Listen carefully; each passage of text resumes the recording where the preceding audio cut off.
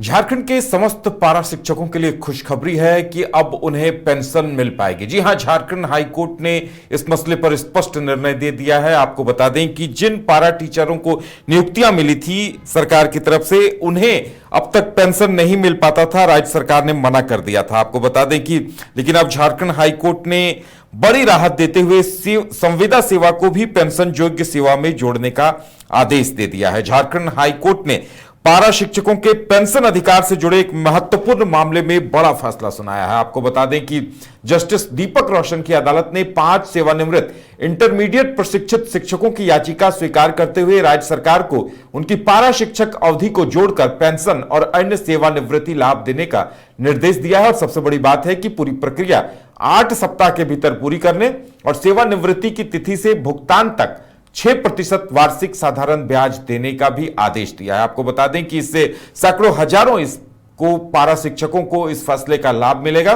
और जो याचिकाकर्ता थे वो मानिक चंद्र मंडल, उत्पल कुमार मुखर्जी, अब्दुल हमीद अंसारी, शिवनारायण गुप्ता और मोतीलाल टूडू, ये पहले पारा शिक्षक थे। बाद में चयन प्रक्रिया के माध्यम से इंटर ट्रेंड शिक्षक के तौर पर उनकी नियुक्ति हुई। नियमित सेवा में उन्होंने 7, 8, 9 वर्ष तक काम किया। लेकिन सरकारी सेवा में एक नियम है कि जब तक आप सरकारी नियमित सेवा 10 वर्ष से कुछ महीने या कुछ दिन, जब तक 10 वर्ष पूरा नहीं करते हैं तब तक आप पेंशन के हकदार नहीं होंगे। और राज्य सरकार ने यही दलील दी थी कि पारा शिक्षक के रूप में जो सेवा दी थी उन्होंने, वो संविदा आधारित थी और इसलिए उसे पेंशन योग्य नहीं माना जा सकता क्योंकि नियमित नियुक्ति के 10 वर्ष पूरे नहीं हुए हैं।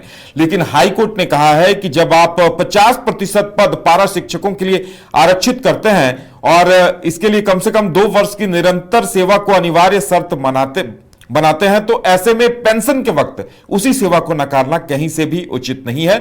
इसमें सुप्रीम कोर्ट के फैसले का भी हवाला दिया गया और कहा जा सकता है कि 8 हफ्ते में अब पेंशन देना होगा। और इस फैसले से हजारों पारा शिक्षक लाभान्वित होंगे क्योंकि जो पहले पारा शिक्षक रहे फिर नियमित सेवा में आए, लेकिन 10 वर्ष पूरे होने से पहले अगर रिटायरमेंट हो गया है तो अब उनके पारा शिक्षक के तौर पर किए गए कार्यकाल को भी इसमें जोड़ा जाएगा और उन्हें पेंशन का लाभ मिलेगा।